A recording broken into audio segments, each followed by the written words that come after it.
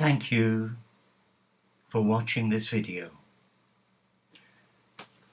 I would like to share with you something amazing that has happened recently. One of our community, Sister Eleanor, introduced me to one of the most incredible books I have ever read about the life of St. Francis of Assisi. It is called I, Francis, and the author is Carlo Coretto. Carlo Coretto was a monk who joined the Little Brothers of Jesus of Charles de Foucauld and lived in the desert. And he was inspired to write this book in the first person of Francis. And I want to read to you, if I may, a section here which bears relevance to all who've embraced Franciscan spirituality. If you do have money, spend it well. Spend it on the poor, whom we have loved so much, you and I. If I come to Assisi during the centenary, dressed as a pilgrim, and I shall, do not tell me you have no room, and shut the door in my face. Lodge me as someone poor, give me work to do, but lodge me. How ironic and deformed that you, of all people, should shut the door in the face of the poor who cannot pay. Do you not agree? And something else. If you lodge me, allow me to pray with you in the morning and in the evening. In the morning we can pray lauds together, and I shall congratulate myself if we can do this without having to hear, this fresco, ladies and gentlemen, dates from the 15th century. And in the evening, if we assemble with the tourists to pray and sing vespers together, I beg you, see that silence is observed. This is important, and there are people who like it. You see, if people do not find a mature spiritual atmosphere, after they have left, they speak ill of you and say that you have transformed the church into a museum and that you like to strut about playing tourist guide. This is not well. Do you not agree? But why are you staring at me? Are you not happy with what I have said? Do you want a sterner sermon? I gave you one 800 years ago. This time I shall content myself with less. And then I too have learned something in all these centuries, and I would like to tell you what it is. Judgments on the question of poverty are difficult to make. The garb of a pauper, a small house, a wooden table, a chipped cup, the plated haversack, these are external signs.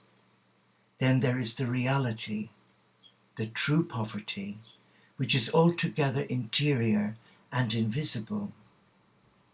Today I prefer the reality, and I actually see is better. See it in its real essence, because now it has become something more vast and universal. The one who cannot meet the rent is not the only poor person. He or she is poor as well who is suffering from cancer. Those who live in burnt-out slums are not the only poor. He or she is poor as well who is on drugs, who is unloved, who is marginalized, who is alone. And then there is something else, not very much to my liking, something which we would not have dreamed of doing in my time, yet you do it. In poverty, you've begun to cheat at the game. You see, it has become fashionable for young people to dress badly.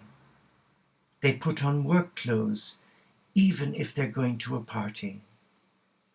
And there are those who actually prefer old cups and old tables. These are now known as antiques, rarities. So it is difficult to judge. And I do not wish to judge, so I only say, place yourselves directly before God and be judged by Him. And keep one thing in mind. At the vespers of your life, you will be judged by your love, not by your poverty. I say this because out on the frontiers of the church, poverty has become a battlefield where the poor hate the rich and the laborer hates his or her employer. This is no longer blessedness. It is not even gospel. This is Marxism. Have you still failed to notice how easily one inhales the spirit of the times? And the spirit of the times is not the spirit of the gospel. There is no longer any appreciable difference between a union organizer who is a Christian and one who is of another culture altogether. This is sad, very sad. Is prophecy dead? Never forget, God is love. Poverty is but a garment. Then do not seek poverty unless you are still capable of seeing, supporting and loving the person who wears it, even if the person is a sinner, even if that person is a member of the middle or upper classes, even if that person is, may I say, a bishop or a monsignore. Still another thing occurs to me. Please excuse me if I insist on it. You are living in a strange day, a contradictory one, an ambiguous one. You have more wealth than before, and you talk more of poverty. You are middle class, and you play poor church. You talk more of community, and you live more isolated, more divorced from one another. Many a slip twixt the cup and the lip, they say, and there is a whole ocean of slips between you, between what you say and what you do. It is the ocean of your chatter, and you're drowning it in every regard. Now, would you care to know why I am not inclined to give you a tough talking to? Because you are the tough ones, not I. All one has to do is listen to you when you gather together. It is a terrible thing, how hard, unyielding, and radical you are. What a pity that this harshness, this radicalism, is always directed against others and never against yourselves. One would say that your great passion is to convert others. And I, Francis, tell you, aim at your own conversion. You will see that you will understand things better. Above all, understand this. It is of no use to think you can change the Franciscans, the Capuchins, the Conventionals, and to continue the Jesuits, the Salesians, the Little Brothers. It is simply not possible. What is possible is the conversion of a person, especially if that person happens to be you who are listening to me at this moment. History has its own laws, and no institution escapes the ravages of time. however holy and great its founder. Only naked human beings, as naked as possible, can escape the ravages of time and are able to place themselves before the nakedness of the gospel and make it their own. My children, this is what I shall call you, since you call me Father Francis. Do not believe in the reform of your order. Believe in your personal reform. My brothers and my sisters, for you call me Friar Francis. Be holy, and the world will appear to you as holy. Those words touched me profoundly the other evening,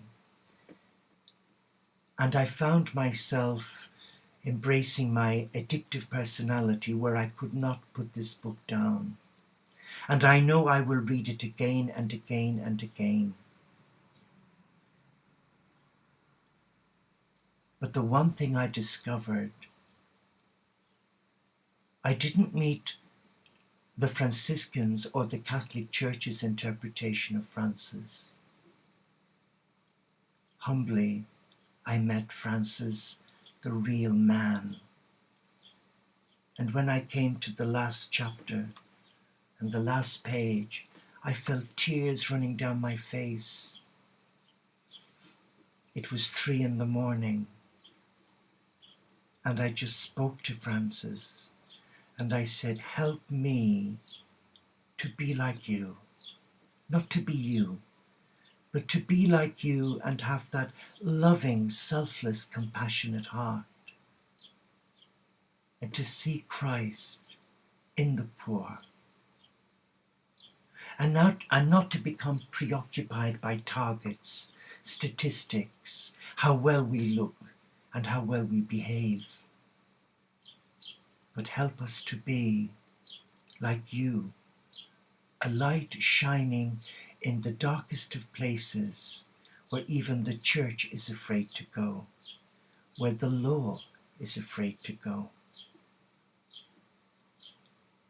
I feel exceptionally honored and humbled to sit here before you and say, thank God, in 2007, when I became temporarily paralyzed for 6 months, it wasn't a vengeful act from God.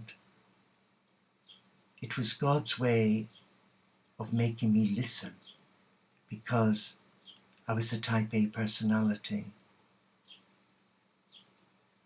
And I did listen.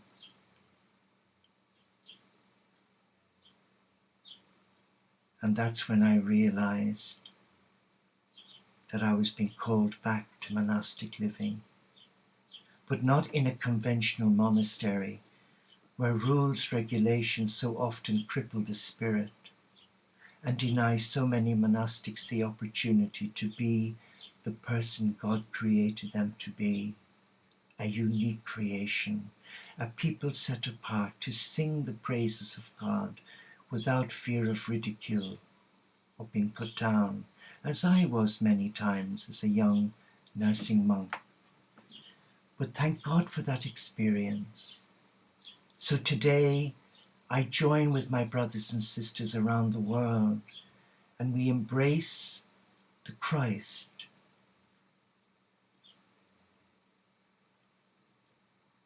as Franciscans who embrace Celtic Franciscan spirituality, where we embrace our God from our monasteries, our hermitage without walls, where we live the solitary life and subscribe to becoming a person of joy, where when we close our gate, it's not that we're running away. We're actually locking out the dramas of the world so that we can protect, safeguard, nourish the teachings of love handed down to us from the Christ and emulated in the lives of many great holy men and women of different faith traditions, but as a Franciscan, it's got to be Francis and Clare. And that vision that God has given to us from Francis is simple. It's not to build a new church. It's not to create a new following. It's to embrace the whole family of God. And that is a challenge for all faiths, because it takes courage to leave your comfort zone and walk that solitary path that the great mystic teacher Teresa of Avila guides us to do. So you could say, as a Catholic Christian, I stand on the outside looking in on my church, sending it love,